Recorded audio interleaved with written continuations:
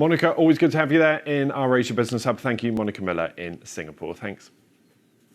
Now to food and the growing problem of food waste. As the price of food has risen in recent years, the importance and financial impact of food that's being thrown away has grown too. According to the UN, around 70% of total global food production is wasted. They estimate over 1 billion tonnes a year. That adds up to costing the economy $940 billion every year. But it's not just a financial concern. Up to 10% of global greenhouse gases come from food that is produced but not eaten. So the big question, what exactly can be done? Well, one company that's offering a helping hand, it's called Too Good To Go, and it connects people to restaurants and stores that have spare unsold food. Let's talk to its boss, METTE LYKKE. Good to have you with us on the programme. So just explain how the business works. So Too Good To Go connects food businesses that have surplus food left by the end of the day with consumers who go to the store and pick up that food, basically save it from the bin and make a good deal. And that's good news, what I assume, for the restaurants and the supermarkets that are able to sign up to your scheme because they get rid of it, and also good for the consumer because they get it maybe a bit cheaper. But the real benefit is to the environment. Just talk me through your calculations on that. Yeah, exactly. So it's really a win-win-win concept. It's great for stores.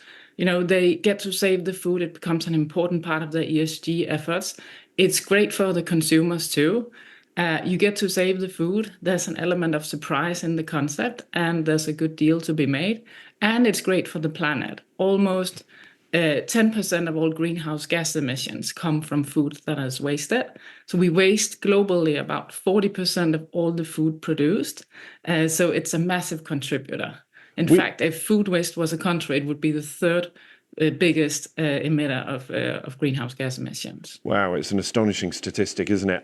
But I wonder, when we talk about restaurants and supermarkets, they are big businesses. They're very good at calculating all sorts of things about how they run their business. Why do they still get this so wrong? Why are we still bad at knowing how much to order and how much people will buy? There's still a surplus. Yeah, and in a way you could say of all the environmental challenges we have, food waste is the dumbest, in the sense that nobody wins. But the reason why we still have so much food waste is because it's a complicated value chain, from the primary production to the handling to the production to retail, food service, and the consumers. That is a long value chain, and food is wasted across it for a number of different reasons.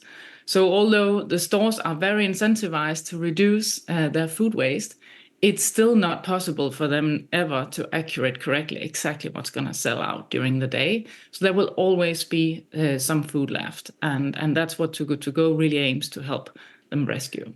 How much are things like sell-by dates and use-by dates to blame for food waste? We know there's a lot of countries moving to change the legislation or change the guidance around what should be printed on a package when it comes to the date that it should be used or consumed by.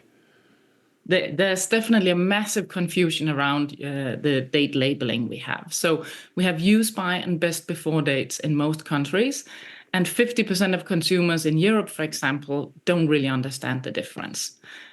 So in fact, use by is a date that you want to respect. There's a food safety hazard associated with consuming that product past the date, whereas best before really means often good after. It means you want to use your senses, you want to look, smell, taste, don't waste. And we've created this coalition of some of the world's biggest producers like Unilever, Nestlé, Danone, and many others, where across 500 brands, they've put the Too Good To Go label on their best before products to help educate consumers on these dates. So that's estimated to now be on 6 billion food products on an annual basis. But that's really an attempt to try to reduce this issue. Consumers are in fact responsible for half of all food waste. Yeah, and I wanted Europe. to ask you about that. A lot of this is about education, isn't it? It's about what we buy and making better decisions about what we buy.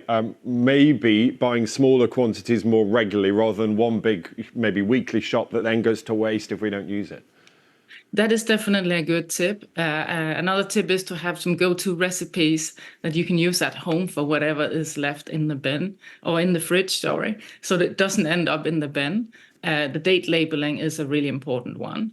But if you think about the way, I mean, the fact that it's with the consumers we have all this waste, that really doesn't make any sense, right? Especially during a cost of living crisis. It's a little bit similar to you walking out of the supermarket with 3 bags of grocery goods, and then you drop one and you don't even bother picking it up. That's basically how we're handling our food privately in households today. So we think that there's a massive potential for educating consumers, but also for making sure that it stays fun. It can actually be quite fun to reduce food waste, and it becomes a little bit of a sport once you get into it. Too Good To Go and the app is really trying to get people kickstarted on that journey and then inspire them to change habits in the kitchen at home. Mette, so good to talk to you. Thank you for explaining all of that. Mette LYKKE there, the Chief Executive of Too Good To Go. Good to have you on Business Today.